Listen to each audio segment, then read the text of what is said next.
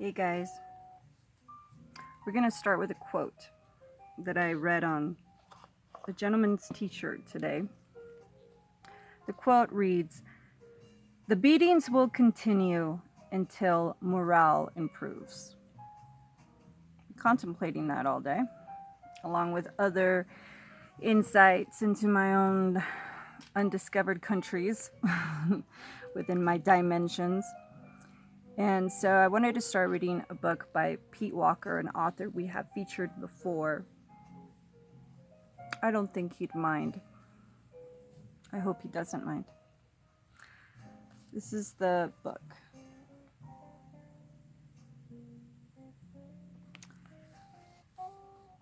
Complex PTSD, From Surviving to Thriving. Now, back to the quote. The beatings will continue until morale improves. Parts of my journey have led me and freed me a lot by not focusing on the turmoil, but instead focusing on creating tools that create my future. And it has been very successful. I have work to do, but I am ultimately very happy. Not just happy, but very happy. But amongst the last few months, I've also noticed that there have been times when I'm speaking to very wise women that have my best interest in mind. That's what I believe, anyway. They've brought out kinks in my system that clearly all the amount of clearings and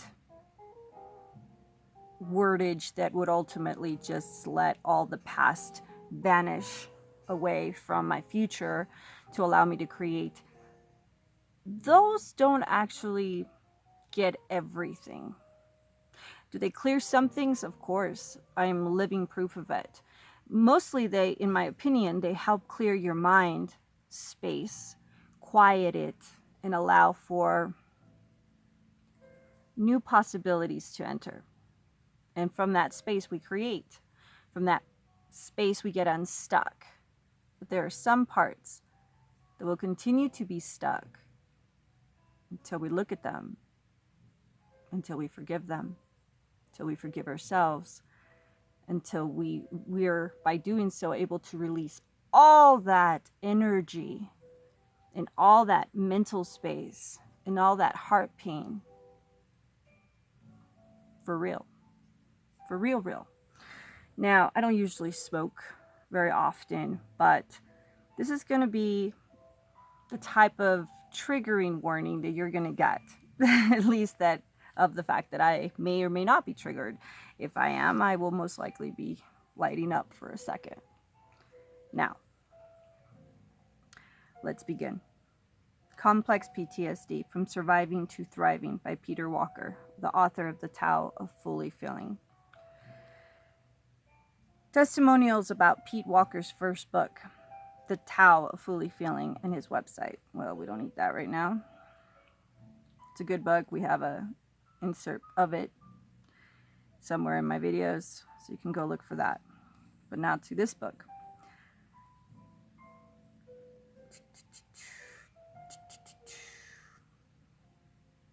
And the day came when the risk to remain closed tightly in a bud became more painful than the risk it took to blossom.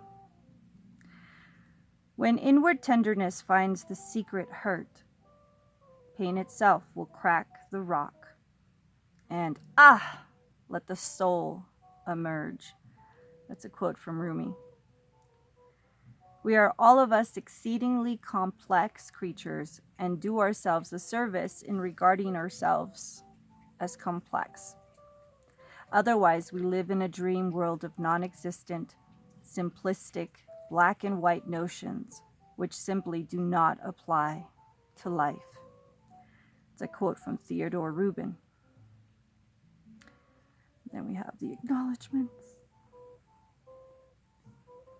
The thing about this book is that there's a lot of chapters, and I'm talking a grip, as you can see, as I'm shifting through all the table of contents, because you have to take this in small bites. Once again, the acknowledgments and the disclaimer. And now the introduction. If you're in immediate distress, please turn to Chapter 8 and read the list of 13 steps for reducing complex PTSD, fear, and stress. All right, I guess now we know where we're starting. Let's skip to Chapter 8. Everything feels too hard. Life is too scary. Being seen feels excruciatingly vulnerable. Your battery seems to be dead. In the worst flashbacks, an apocalypse feels like it will imminently be upon you. When you are trapped in a flashback, you are reliving the worst emotional times of your childhood. Everything feels overwhelming and confusing, especially because there's rarely any visual components to a complex PD, a flashback. This is because, as Goldman's work shows, amygdala hijackings are intense reactions in the emotional memory part of the brain that overrides the rational brain. These reactions occur in the brains of people who have been triggered into a 4F reaction so often that minor events can now trigger them into a panicky state. This is a list of 13 practical steps for helping yourself to manage an emotional flashback. 13 steps. Focus on bold print, then flashback is active. The first bold print sentence says, say to yourself, I am having a flashback. Flashbacks take you into a timeless part of the psyche that feels as helpless, hopeless, and surrounded by danger as you were in childhood. The feelings and sensations you are experiencing are past memories that cannot hurt you. Number 2, remind yourself, quote, I feel afraid, but I am not in danger. I am safe now, here, in the present. Remember, you are now in the safety of the present, far from the danger of the past. 3, own your right/need to have boundaries. Remind yourself that you do not have to allow anyone to mistreat you. You are free to leave dangerous situations and protest unfair behavior. 4, speak reassuringly to the inner child. The child needs to know that you love her or him unconditionally, that he or she can come to you for comfort and protection when she or he feels lost and scared. 5, deconstruct eternity thinking. In childhood, fear and abandonment felt endless. A safer future was unmanageable. Remember, this flashback will pass as it always has before. 6, remind yourself that you are in an adult body with allies, skills, and resources to protect you that you never had as a child. Feeling small and fragile is a sign of a flashback. 7, ease back into your body. Fear launches you into heady worrying or numbing and spacing out. 8, gently ask your body to relax. Feel each of your major muscle groups and softly encourage them to relax. Tightened muscles send false, dangerous signals to your brain. B, breathe deeply and slowly. Holding your breath also signals danger. C, slow down. Rushing presses your brain's flight response button. D, find a safe place to unwind and soothe yourself.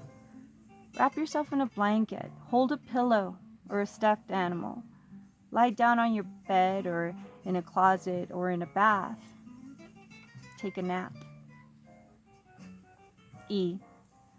Feel the fear in your body without reacting to it. Fear is just an energy in your body. It cannot hurt you if you do not run from it. 8.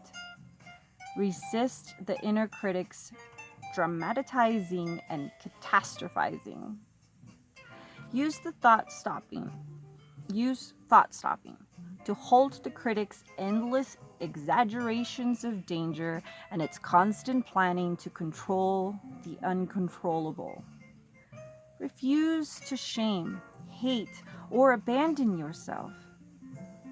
Channel the anger of self-attack into saying no to your critics' unfair self-criticism. B. Use thought substitution and thought correction to replace negative thinking with a memorized list of your qualities and accomplishments. 9. Allow yourself to grieve. Flashbacks are opportunities to release old, unexpressed feelings of fear, hurt, and abandonment. Validate and soothe your child's past experience of helplessness and hopelessness. Healthy grieving can turn your tears into self-compassion and your anger into self-protection. 10. Cultivate safe relationships and seek support. Take time alone when you need it, but don't let shame isolate you. Feeling shame doesn't mean you are shameful. Educate your intimates about flashbacks and ask them to help you talk and feel your way through them. 11. Learn to identify the types of triggers that lead to flashbacks. Avoid unsafe people, places, activities, and triggering mental processes. Practice preventative maintenance with these steps when triggering situations are unavoidable. 12. Figure out what you are flashing back to.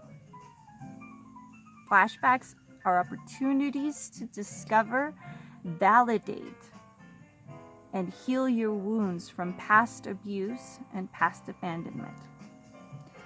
They also point you to your still unmet developmental needs and can provide you with motivation to get them met. Finally, 13. Be patient with a slow recovery process. It takes time in the present to become de-adrenalized and considerable time in the future to gradually decrease the intensity, duration, and frequency of flashbacks. Real recovery is a gradually progressive process, often 2 steps forward and 1 step back. Not an unattainable salvation fantasy. Look, don't beat yourself up for having a flashback. It's a really good way to start. And though I'm not triggered, I am going to light the cigarette. Actually, I have this cool little, check this out. What?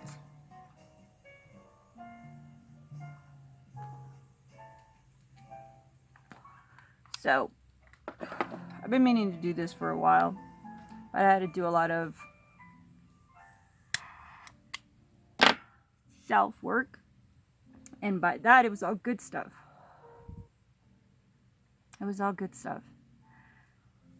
But as I've come to realize, there are things that I still need to heal, like forgiveness of my mother.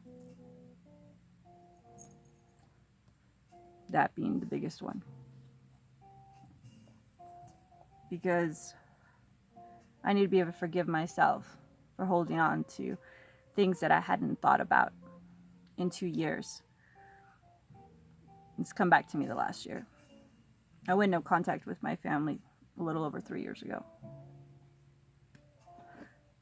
And it wasn't easy. It wasn't really my choice in a lot of ways. Do I feel innocent of it? 95% yes.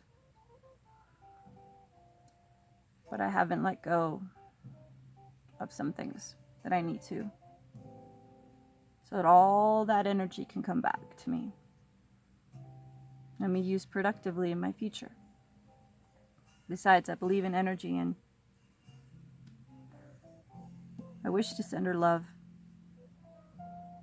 I did for the first year that I left, through the pain and self-pity. I would gather my wits and send love. But the last 2 years, the 2 years in between, I kind of took a pause. And in the last week, through a conversation with a very wise friend who is helping me with shadow work, I realized the pain was all still there. Now, a lot of the tools that I use are very, very helpful, and we will talk about those as well when it comes to clearing and manifesting, but there's those parts that we can't wish away with a few words of a clearing. Now, some may be able to, and if you are one of them, blessings to you, brother or sister. But I don't want to hold on to this for any longer than I already have. So this work we shall do together, and whatever is hindering you, may we learn to let it go, for real. Lastly, come here. Oh my goodness. I have a new member of my family. My little family of Dexter and Kina has now added Rosie Sage. She's 11 weeks old. And she's sweet and very active. And with that, I also wanted to add one last little